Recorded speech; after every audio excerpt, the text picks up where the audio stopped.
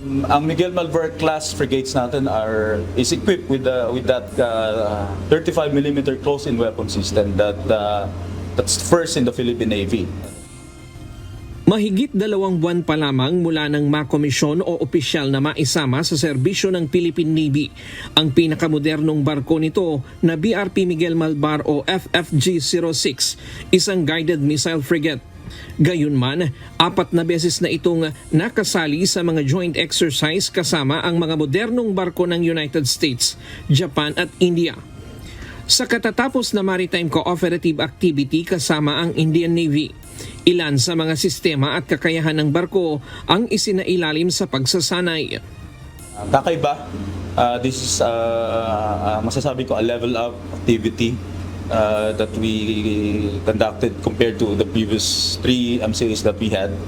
And this time, we were able to test other capabilities of our new ship. So one of the highlights of which is the conduct of advanced warfare exercises or drills na conduct natin, ranging from air defense exercise, anti-submarine warfare exercise, and anti-ship missile defense exercise.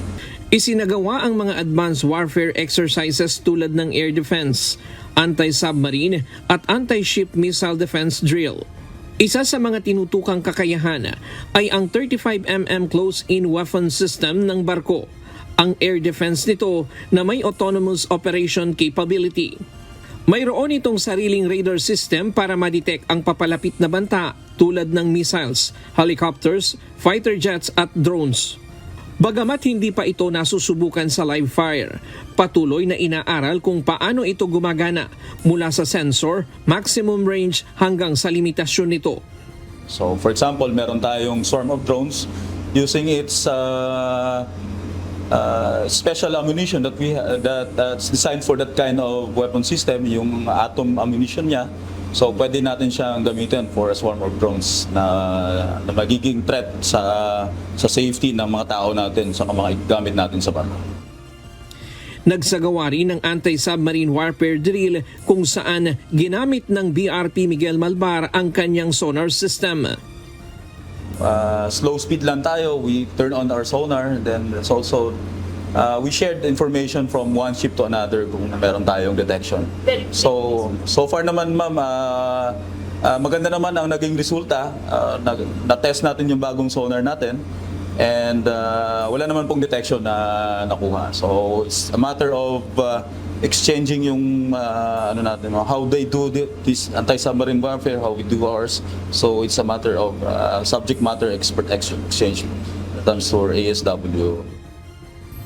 Isinagawa rin ang replenishment at sea exercise kahit na walang tanker ship ang Philippine Navy tulad ng sa India. Layunin nito na mahasang maigi ang pagsupply sa gitna ng karagatan. Kabilang ang gasolina, bala, pagkain at iba pa nang hindi na kailangang bumalik sa baybayin. Sa layong 50 yards, isinasagawa ngayon yung replenishment at sea exercise sa pagitan ng barko ng Pilipinas at nitong INS Shakti ng Indian Navy, isang fleet tanker. Isinasagawa ang ganitong uri ng replenishment sa karagatan kapag malayo o kaya naman mananatili ng matagal sa dagat ang mga barko. That we're also wishing na magkaroon tayo ng supply ship na katulad ng nasa India. So this is also a good opportunity for us to prolong our naval operations if we have that fueling at sea capability. Bago matapos ang taon, inaasahang darating ang kapatid na barko ng Miguel Malvar, ang BRP Diego Silang o FFG-07. Sa taong 2026 hanggang 2028, aasahan naman ang pagdating ng 6 na Raha Sulaiman class offshore patrol vessels bilang bahagi ng AFP Modernization Program. Ryan Lacanlale, UNTV News and Rescue. Diyos ang aming sandigan, serbisyo publiko ang aming pinahahalagahan.